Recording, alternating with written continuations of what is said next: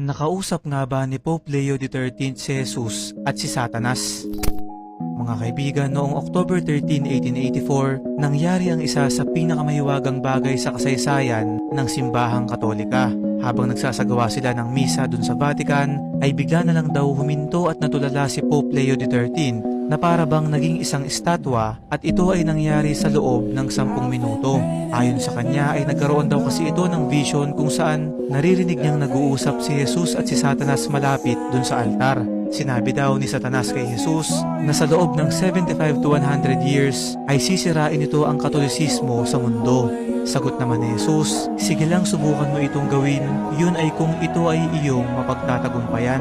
At wala pang 75 years matapos ng pangyayaring to taong 1939, umusbong naman ang ikalawang digmaang pandaigdig. Matapos matanggap ni Pope Leo XIII yung vision, ay nag-compose ito ng isang panalangin na tinawag na Prayer to Saint Mike.